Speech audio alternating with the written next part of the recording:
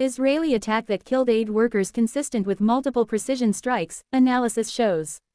A deadly Israeli attack that killed 7 aid workers from the nonprofit World Central Kitchen (WCK) in Gaza on Monday appears to have consisted of multiple precision strikes, a CNN analysis of aftermath videos and images found. A deadly Israeli attack that killed 7 aid workers from the nonprofit World Central Kitchen (WCK) in Gaza on Monday appears to have consisted of multiple precision strikes, a CNN analysis of aftermath videos and images found.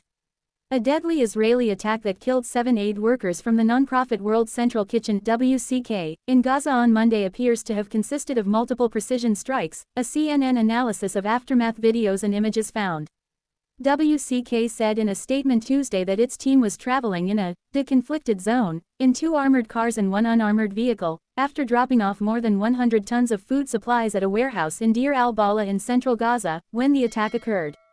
The charity said it had coordinated the convoy's movements with the Israeli military. CNN geolocated video and imagery of all 3 destroyed vehicles, at least one of which was clearly marked with a WCK logo on its roof, to 2 positions on the Strip's Al Rashid Coastal Road, and a 3rd location on an off-road area of open ground nearby. The first location is around 2.4 kilometers from the 3rd, indicating that the 3 vehicles were hit by separate strikes.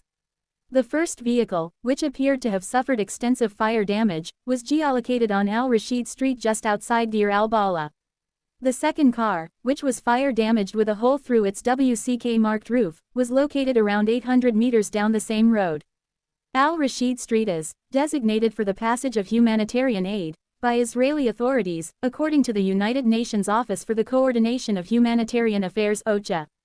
CNN geolocated the 3rd car, which seems to be the soft skin, or unarmored vehicle referenced in WCK's statement and appeared to be the most heavily damaged, to an open field 1.6 kilometers from the second car. The locations of the 3 cars are around 12 kilometers from the pier recently built for WCK to deliver its aid deliveries to Gaza via boat. 6 foreign nationals were among the 7 WCK team members killed in Monday's strike, which has sparked a growing chorus of global outrage, including from the United States. In a rare admission of fault, Prime Minister Benjamin Netanyahu said Israel took responsibility for the attack, saying Israeli forces had unintentionally struck innocent people in the Gaza Strip. The Chief of Staff of the Israeli military, Lieutenant Gen. Herzi Halevi, apologized for the strike and described it as a mistake that followed a misidentification. "I want to be very clear, the strike was not carried out with the intention of harming WCK aid workers. It was a mistake that followed a misidentification, at night during a war in very complex conditions. It shouldn't have happened," Halevi said. Explosive weapons expert Chris Cobb-Smith told CNN on Tuesday that the strikes appeared to have been carried out by an Israeli drone.